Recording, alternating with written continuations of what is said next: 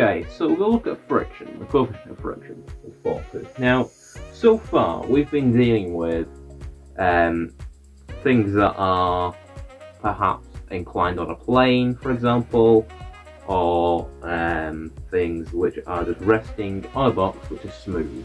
The questions have specifically told us they are smooth tables. That is vital because if the table is rough, we have to include friction, which is where the coefficient of friction comes in. Now, the coefficient of friction we represent by the Greek letter mu, which I draw like that. Depends how you like to draw it. Again, that's totally up to you. I'm not so bothered here. What I'm more bothered about is you understanding where friction applies in a box, for example. So, if I draw myself a quick diagram, there's my terrible drawing of a box, I know. I know there's going to be some normal reaction off of the table itself. I know I'm going to have some weight, some W, which I know that W will be equal to M times G, where M is the mass and G is gravity. Now, depending on gravity, you've seen in a previous video that we take gravity depending on different ones, especially with AQA as well. We'll go into that in a little bit more detail later on, but where friction will apply is in the opposite direction to motion. So, i.e. friction will apply here. I suppose F subscript R, because F could mean force in itself, right? So, I've got mu as my coefficient. So, why do I introduce mu? What's the point? Well, I introduce it because I have to introduce it, to form a little equation. So that the maximum friction, max Fr, has to be less than or equal to mu times the normal reaction force. Now you can see why I have to now use Fr, because F could mean just a standard force. And the maximum friction will be less than or equal to.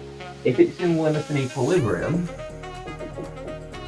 which all of your questions that you will look at will be more than likely, in AQA and definitely in Excel for sure, you will see that Fr will be equal to mu r. And you'll be using that a lot of the times. For example, with friction, instead of writing Fr down, you would write mu r down.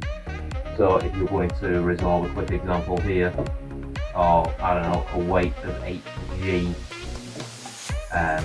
for r, and you have mu r going that way, for example. Like, I know that r will be equal to 8g if I resolve upwards and downwards. So then I can say, well, I'd have 8g mu here, and then I could form little equations by resolving that way, for example, that with the direction for motion. You have whatever's going this way minus that equal to F equals ma. And then you could solve using sometimes equations with acceleration, or if you're finding the mass which is unknown perhaps. There's all sorts of little nifty bits in this, but yeah, that's the basics of friction, and we'll go through a load of examples in the next coming videos.